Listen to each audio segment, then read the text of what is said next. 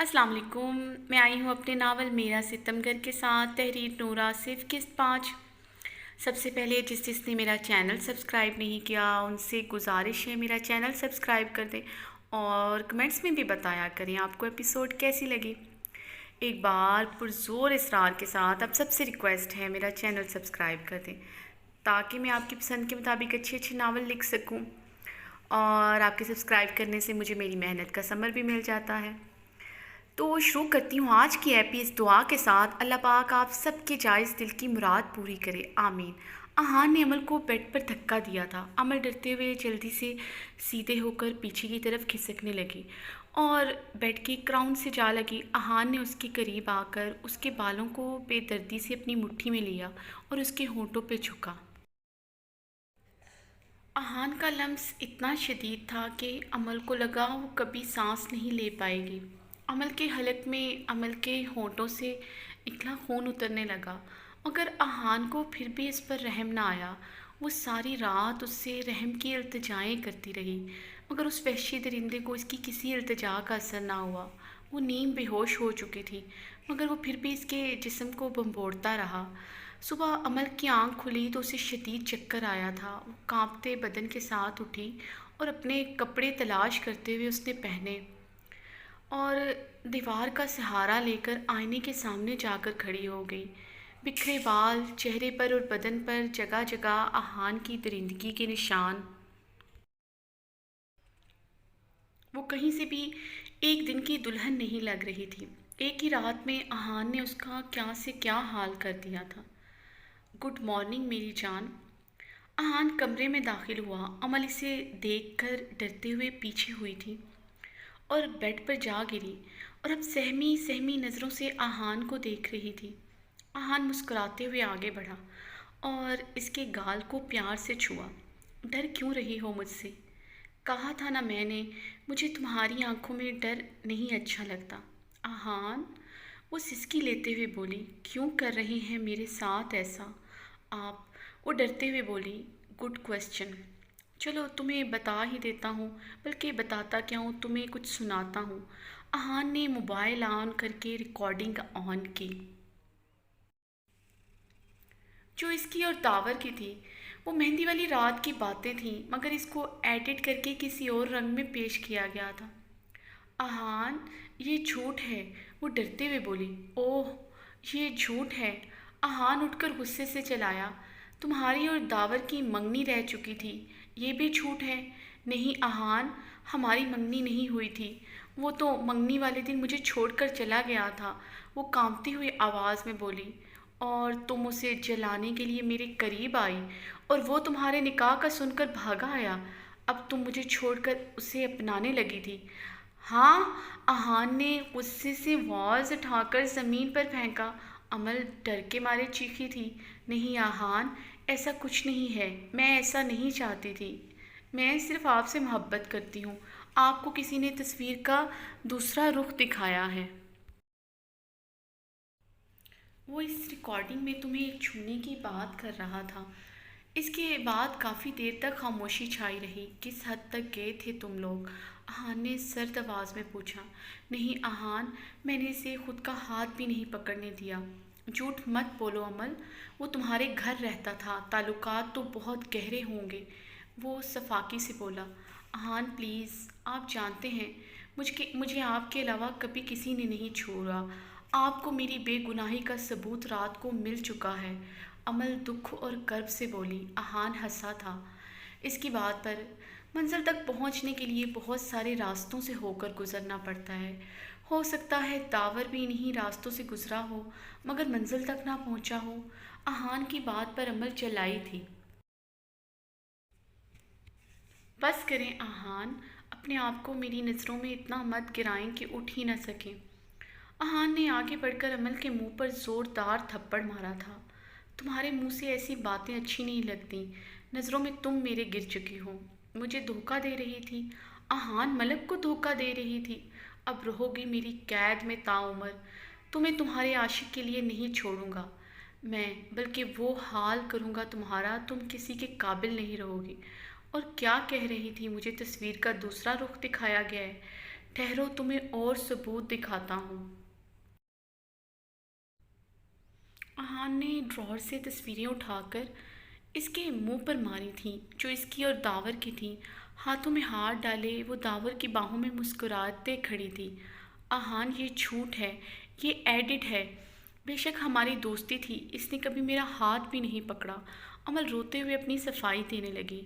یہ جھوٹی تعویلیں اپنے دل کو دو۔ اگر تم سچی ہوتی تو مجھے اپنے پاسٹ کے متعلق سب کچھ بتاتی، مجھ سے کچھ نہ چھپاتی۔ تمہیں پتہ تھا تم مجھے بتاؤ گی تو تمہارا جھوٹ پکڑا جائے گا اور تم اپنے یار کو جلا نہیں سکو گی۔ احان کہتے ہوئے غصے سے کمرے کا دروازہ دھاڑ سے بند کرتا ہوا چلا گیا اور عمل اپنے نصیب پر پھوٹ پھوٹ کر رو دی۔ احان 1.5 سال سے احان نے اسے اس فلیٹ میں رکھا ہوا تھا جو آبادی سے ذرا ہٹ کر تھا۔ اکثر احان کئی کئی دن چکر نہ لگاتا اور کبھی کبھی ہفتوں اس کے ساتھ اس فلیٹ پر گزار دیتا۔ احان کی غربت کے لمحات عمل پر بہت بھاری ہوتے۔ وہ کیسے سہتی تھی وہ جانتی تھی اور بس اس کا رب۔ ابھی بھی وہ گہری نیند سو رہی تھی۔ احان 2 دن سے نہیں آیا تھا۔ اپنے پاس کسی کی موجودگی کے احساس سے اس کی آنکھ کھلی۔ احان اس کے پاس تھا۔ وہ ڈر کے مارے پیچھے ہوئی۔ احان آپ؟ ہاں میں۔ کیا اپنے عاشق کی توقع کر رہی تھی؟ اس نے عمل کو اپنی باہوں میں لیا۔ وہ آپ اچانک سے آئے تو میں ڈر گئی تھی، عمل کانپتے لہجے میں بولی۔ ویسے عمل تم نے 1.5 سال سے میرے علاوہ کسی کا چہرہ نہیں دیکھا ہے نا؟ کل تمہیں کسی سے ملواؤں گا، وہ پیار سے اس کے بالوں میں انگلیاں چلاتا ہوا بولا۔ ویسے کہیں تم یہ تو نہیں سوچ رہی کہ میں تمہیں تمہارے یار سے ملواؤں گا؟ اگر ایسا سوچ رہی ہو تو غلط سوچ رہی ہو، اس کو تو تم مرتے دم تک نہیں دیکھ سکتی۔ احان نے اس کے بال اپنی مٹھی میں لے کر کھینچے تھے۔ عمل درد سے کراہ کر رہ گئی۔ ارے درد ہو رہا ہے میری جان کو؟ ابھی تو پوری رات پڑی ہے، یہ سسکیاں سنبھال کر رکھو، پوری رات بھرپور موقع دوں گا یہ مشغلہ پورا کرنے کا۔ احان صفاق لہجے میں بولا۔ اچھا بتاؤں تمہیں کل کس سے ملواؤں گا؟ تمہاری سوتن سے۔ میں شادی کر رہا ہوں ہانیہ سے۔ عمل نے بے یقینی سے احان کو دیکھا۔ احان مت کریں ایسا، میرے تابوت میں آخری کیل مت ٹھونکیں، بہت پچھتائیں گے آپ جس دن آپ کو سچائی پتہ چلے گی، تب آپ کو عمل نہیں ملے گی، وہ سسکتے ہوئے بولی۔ احان نے عمل کو جھٹکا دے کر بیڈ پر گرایا اور اس پر جھکا۔ تمہارے تابوت میں آخری کیل نہیں بلکہ تمہارا پورا تابوت میں قبر میں اتاروں گا، اور ساتھ تمہارے عاشق کا بھی تمہارے ساتھ۔ نہیں نہیں، یہ کیا کہہ گیا؟ میں تو اسے تمہارے ساتھ قبر میں بھی برداشت نہیں کر سکتا۔ اس کی ایک قبر الگ سے بناؤں گا۔ احان یہ کہتے ہوئے عمل پر جھک چکا تھا اور عمل کی دبی دبی سسکیاں شروع ہو چکی تھیں۔ وہ اپنے بیڈ پر سفید نائٹی پہنے سو رہی تھی کہ کھٹکے کی آواز پر اس کی آنکھ کھلے۔ سامنے ہی احان دلہن بنی ہانیہ کو باہوں میں لیے کھڑا تھا۔ عمل جلدی سے بیڈ سے اٹھی۔ ہانیہ عمل کو دیکھ کر حیران رہ گئی۔ بکھرے بال، زرد اور اداس چہرہ، گال پر نشان جو شاید احان نے اسے دیا تھا، مگر وہ اس سوگوار حلیے میں بھی بے پناہ حسین لگ رہی تھی۔ وہ نشان اس کے چہرے کو اور پرکشش بنا رہا تھا۔ یہاں سے جاؤ، یہ میرا اور ہانیہ کا کمرہ ہے، آج سے تم گیسٹ روم میں رہو گی۔ احان اس کے بکھرے سراپے سے نظریں چراتے ہوئے بولا۔ عمل خاموشی سے وہاں سے جانے لگی۔ رکو۔ عمل احان کی آواز پر رکی اور مڑ کر احان کو دیکھا۔ احان نے ہانیہ کو بیڈ پر پیار سے بٹھایا۔ ہانیہ کے جوتے اتارو۔ احان کی بات پر عمل نے احان کو دیکھا اور پھر چپ کر کے ہانیہ کے جوتے اتارے۔ ہانیہ کو یہ دیکھ کر اندر تک سکون مل گیا تھا۔ عمل نے جوتے اتار کر احان کو دیکھا۔ احان ایک پل کے لیے اس کی نظروں سے گڑبڑا گیا۔ احان نے نظریں چرائی تھیں، کیا کچھ نہیں تھا ان نظروں میں، شکوے، شکایت۔ احان اندر تک لرز کر رہ گیا۔ مجھ سے جو نظریں چرانے لگے ہو، لگتا ہے کسی اور گلی جانے لگے ہو۔ ख्वाब जो देखे हम दोनों ने मिलके धीरे धीरे क्यों दफनाने लगे हो। अमल खामोशी से वहाँ से चली गई। उसके जाने के बाद अहान ने गुस्से से अपना हाथ ड्रेसिंग पर मारा था। शीशा टूटकर उसके हाथ को ज़ख्मी कर गया। हानिया एकदम से उठी थी उसके ज़ख्मी हाथ को देखकर, मगर अहान ने उसे रोक दिया और वॉशरूम चला गया। अहान वॉशरूम के शेल्फ पर ज़ोर ज़ोर से मुक्के मारता हुआ रोते हुए चिल्ला रहा था, क्यों किया अमल मेरे साथ ऐसा? क्या कमी थी मेरे प्यार में? अब वो अपने बालों को जकड़े चला रहा था। अहान ने एकदम अपने चकराते सिर को थामा था। बाहर खड़ी हानिया अहान की चीखों पुकार पर हैरान हो रही थी। अमल कमरे में जाकर बेड पर घुटनों में सर दिए ज़ोर ज़ोर से चीखने लगी, क्यों अहान, क्यों किया मेरे साथ ऐसा? मैं तो सिर्फ आपकी थी। आपने कहा था आप सबसे ज़्यादा मुझ पर एतबार करेंगे, मगर आप झूठे निकले। आपका हर वादा झूठा निकला। अहान आपकी तरह। इसकी आह पुकार अर्श को हिला रही थी। ख़त्म अपना दर्द कर जाऊं, जी में आता है आज मर जाऊं।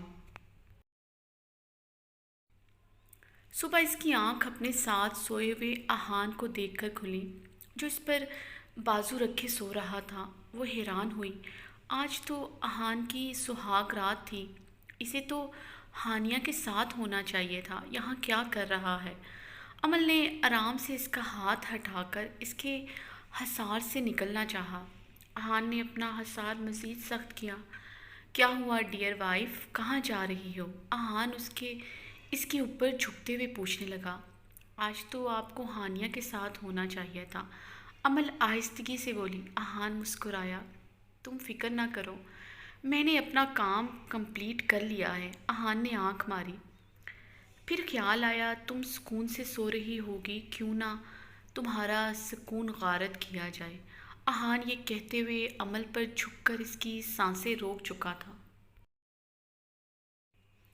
सुबह हानिया की आंख खुली। अहान को अपने साथ ना पाकर एकदम से हैरान हुई। तो अहान रात को अमल के साथ था। ये सोच आते ही उसके जिस्म में अंगारे दौड़ने लगे। ओह, तो अहान तुम नफ़रत भी कमाल की करते हो कि मोहब्बत को तुम पर तरस आ जाए। मगर मुझे नहीं आएगा तुम पर तरस। अमल को तुम्हारी ज़िंदगी से अब पूरी तरह निकाल बाहर करूँगी, वो गुस्से से कहते हुए वॉशरूम में चली गई। अहान हर वीकेंड पर हानिया को इस फ्लैट पर लाता, सिर्फ अमल को जलाने के लिए। हानिया अहान के रवैये से परेशान हो गई थी। अगर वो घर पर होती, दिनों चक्कर न लगाता, अमल के साथ होता था।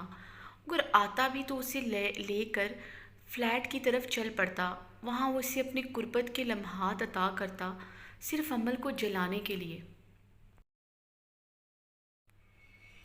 वरना हानिया अहान को हानिया में कोई दिलचस्पी नहीं थी। हानिया अहान के रवैये से तंग आ गई थी।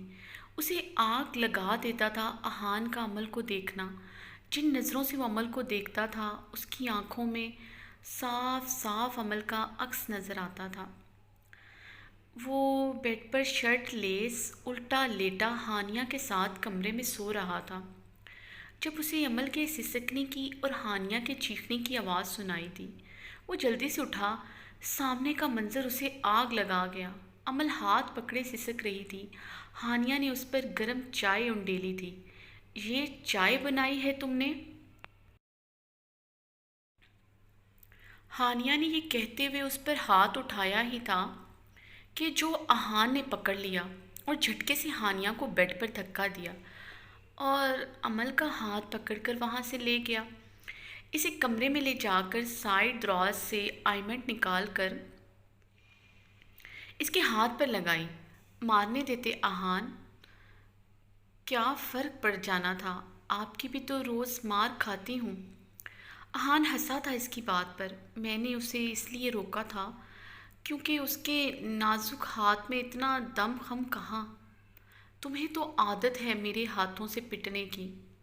मैं तुम्हारी आदत नहीं ख़राब करना चाहता था। ये कहकर अहान उसके होंठों पर झुका, अपनी शिद्दत निछावर करने लगा। अमल सिसक कर रह गई। کمرے میں واپس آنے کے بعد وہ غصے سے ہانیہ کی طرف بڑھا جو بیڈ پر بیٹھی اسے گھور رہی تھی۔ اس نے ایک جھٹکے سے اس کی کلائی پکڑ کر اسے اٹھایا۔ آئندہ کے بعد تم نے اس پر ہاتھ اٹھایا، بلکہ اسے چھوا بھی نہ، تمہارے ہاتھ توڑ کر تمہارے گلے میں لٹکا دوں گا۔ اور تم جو اس کے ساتھ سلوک کرتے ہو وہ کیا؟ ہانیہ غصے سے چلائی۔